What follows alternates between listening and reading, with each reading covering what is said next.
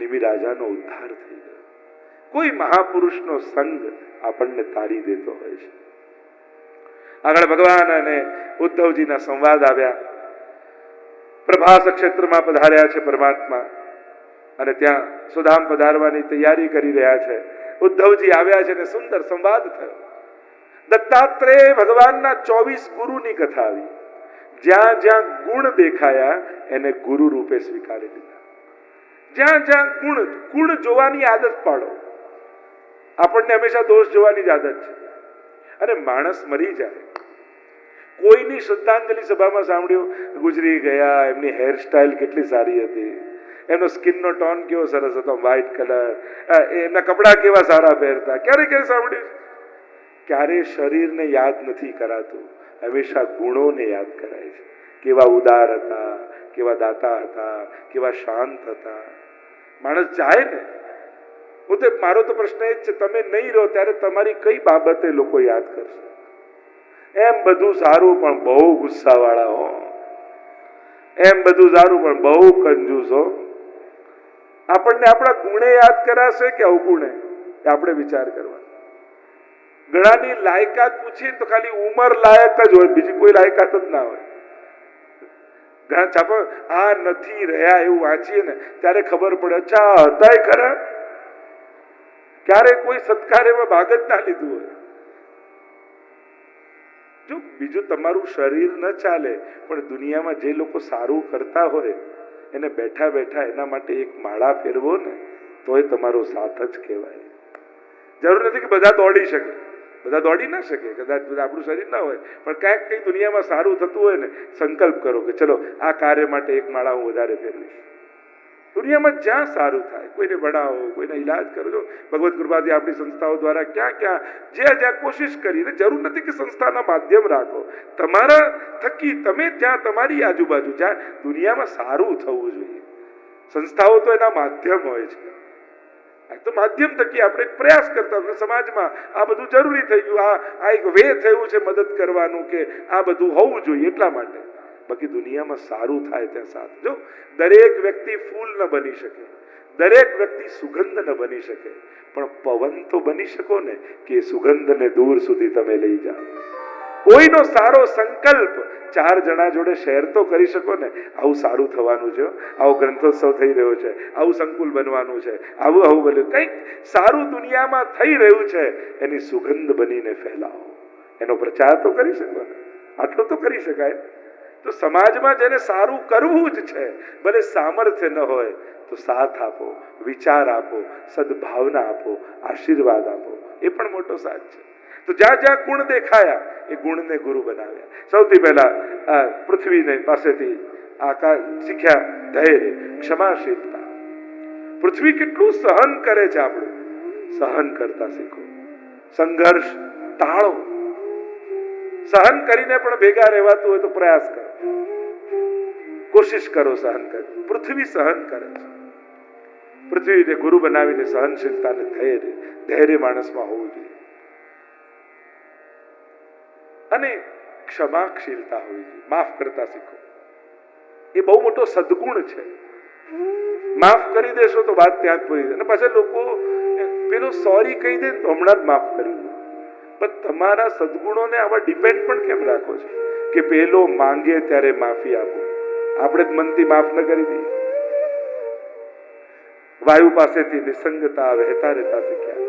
આકાશ પાસેથી વ્યાપકતા શીખ્યા કે આકાશ કેવું વ્યાપક છે. માણસનું મન મોટું હોવું જોઈએ. ભગવાને દુનિયા આપી, આપણે એના ખંડ કર્યા, ખંડના દેશ કર્યા, દેશના રાજ્ય કર્યા, રાજ્યના શહેર કર્યા, શહેરના એરિયા કર્યા, એરિયાની સોસાયટી કરી, સોસાયટીમાં ઘર કર્યું, ઘરમાં મારું રૂમ, મારા રૂમમાં મારો કબાટ, ને મારા કબાટમાં મારું ખાનું. આપણે કકડા કરતા જઈએ. ભગવાન આખી દુનિયા આપે છે.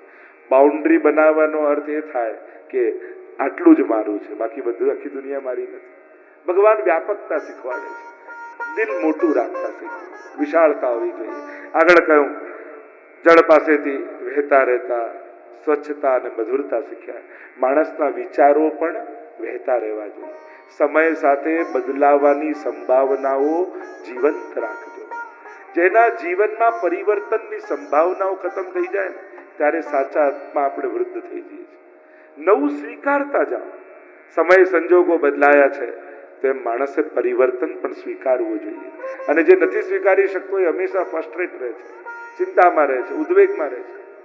સંજોગો બદલાયા છે, સ્વીકારો ને. પહેલા જેવી દુનિયા નથી રહી, હવે બધું બદલાયું છે. હવે બધાને જીવવું છે, બધાને ખુશ રહેવું છે, બધાને સુખ ભોગવવું છે. એને ખાલી ભેગું જ નથી કરવું, એને માણવું છે જીવન. હવે ગણિત જીવનના જોવાના બદલાયા છે. જે એમ કે ને હવે કાંઈ નવું કરવા જેવું નથી, સમજી લો હવે આ ગરડો થઈ ગયો. નવા કરવાની સંભાવનાઓ જેના જીવનમાં ખતમ થઈ જાય એનું જીવન પૂરું થઈ જાય છે. નવું નવું જીવનમાં સ્વીકારતા જાઓ, શીખતા જાઓ, કરતા જાઓ. આગળ અગ્નિ પાસેથી ઉર્ધ્વ ગમનતા શીખ્યા. લાકડીમાં અગ્નિ લગાડો, એને નીચી કરો ને તો અગ્નિ તો ઉપર જ જાય. સંજોગો ભલે નબળા થાય, વિચારો નબળા નહીં કરે. આગળ ચંદ્રને ગુરુ બનાવ્યા, સૂર્યને ગુરુ બનાવ્યા, કબૂતર કબૂતરી માયાને સંસારને કારે જાળમાં ફસાયા. અનેક અનેક ગુરુ, 24 ગુરુની કથા આવી. પતંગિયાને ગુરુ બનાવ્યા, સમુદ્રને હાથી સ્પર્શને કારણે મરે છે. પિંગલા વારાંગનાને ગુરુ બનાવી. આખી રાત કોઈની પ્રતીક્ષા કરતી રહી, કોઈ ના આવ્યું. થયું કે આટલો રાહ તો મેં ભગવાનની જોયો તો ભગવાન મળી જાય. ભરોસો ભગવાન પર રાખો. સહયોગ ભલે સંસારનો લેવો, સહયોગ સાથ અને ઉપયોગ તો દુનિયામાં બધાનો લેવો જ પડે, પણ ભરોસો ભગવાન પર. ઠાકોરજી જરૂર આના દિલમાં વસશે, એવો ભરોસો રાખો. આગળ ટીટોડી પાસેથી ગુરુ બનાવ્યા, બાળક પાસે ગુરુ બનાવી. નાનકડું બાળક ખોળામાં હોય એને સંસ્કૃતમાં સ્તુતિ કરો કે એને ગાળો બોલો, એને કોઈ ફેર પડે? એ થઈને મસ્તીમાં જ હોય.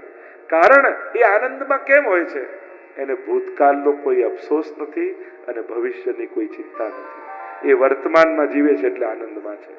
જેટલું વર્તમાનમાં જીવો એટલો આનંદ રહેવાય.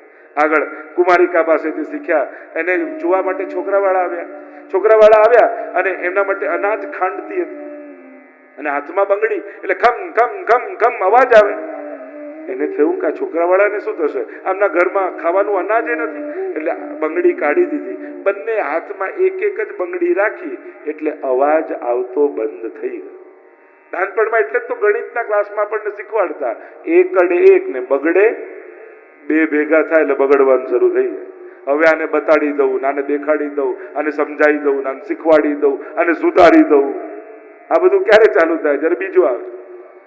એટલે એકલતામાં આનંદ છે, એકાંતમાં આનંદ છે. એમ કહ્યું ક્યાંય કોઈને સુધારવા જવાની જરૂર નથી. તમને કોઈએ સુધારવા દુનિયામાં મોકલ્યા નથી. હા, પ્રયાસ કરો, સલાહ આપો, સૂચન આપો, સંકેત આપો. પ્રયાસ કરો કે કડવો અનુભવ કોઈને ન થાય એના માટે આપણે શિખામણ આપીએ. પણ એટલો બધો પણ અઠાગ્ર ન કરી દો કે તમને ઉદ્વેગ રહેવા લાગે. આગળ સર્પ પાસેથી શીખ્યા. તમે સર્પને જોયો છે? સાપને કેવો આમ વાંકો ચૂકો ચાલતો હોય, પણ એ જ સાપ પોતાના દરમાં જતો હોય, પોતાના ઘરમાં, ત્યારે કેવો સીધો થઈને જાય. સમજી ગયા કે સમજાવું? બાર ગમે તેટલા વાંકા ચૂકા ચાલતા હો, ઘરે જાઓ ત્યારે સીધા થઈને જવું. સીધા થઈને એટલે સંસારમાં મળેલા પદ, સંસારમાં મળેલી પ્રતિષ્ઠા, સંસારમાં મળેલા એવોર્ડ, સંસારમાં મળેલું સક્સેસ અને એનો ભાર રાખીને ઘરે જશો ને તો ઘરનાય નહીં રહો ને બહારનાય નહીં રહો. ચપ્પલની સાથે આ બધું કાઢી અને અંદર કેવલ સ્વજન બનીને જવું. એક પિતા બનીને, એક ભાઈ બનીને, એક પતિ બનીને, એક પત્ની બનીને, સ્વજન સંબંધી બનીને જશો તો સ્નેહ મળશે. બાકી બહારના સન્માનો લઈને જશો તો ન ઘરમાં આનંદ કરી શકશો ન બહારમાં. બધા લોકો ફરિયાદ કરે, ઘર બહાર મારું આટલું માન, તમે નથી. તમે અમે તને ઓળખીએ છીએ એટલા માટે. પેલાને કલાક મળવાનું છે, અમારે 24 કલાક રહેવાનું છે. એટલે સંબંધી અને સ્વજન બનીને ઘરે જાઓ તો જ સ્નેહ પામી શકશો. કરોડિયાને ગુરુ બનાવ્યો અને કરોડિયા પાસેથી શીખ્યું, ઝાડ ફેલાવતા આવડે છે અને સમેટતા પણ એને આવડે છે. માણસને ફેલાવતા આવડે છે પણ પોતે જ પોતાની ઝાડમાં ફસાઈ જાય છે, સમેટી નથી શકતો. 24 ગુરુ કર્યા છે. આગળ પ્રભુ સ્વધામ પધારવાની તૈયારી કરી રહ્યા છે. ઉદ્ધવજીને બોલ્યા છે. ભગવાન અને ઉદ્ધવનો સંવાદ થયો છે. ઉદ્ધવજીને બદ્રિકાશ્રમ મોકલ્યા છે અને યદુકુળનો સંહાર થયો, ભયંકર યુદ્ધ થયું છે. જરા નામના પારધીએ તીર માર્યું છે અને એને નિમિત્ત બનાવી અને પ્રભુ પણ સ્વધામ પધાર્યા. બોલો દ્વારિકાધીશ કી જય, દ્વારિકાધીશ કી જય. અને પરમાત્માએ પોતાનું તેજ શ્રીમદ ભાગવતમાં પધરાવી અને પ્રભુ સ્વધામ પધારી. અહીંયા એકાદશ સ્કંદને વિરામ આપીએ. બોલો ગોવર્ધન નાથ કી જય. 12મો સ્કંદ એટલે આશ્રય લીલા. શ્રીનાથજી બાવાનો ઊંચો ઉઠેલો હાથ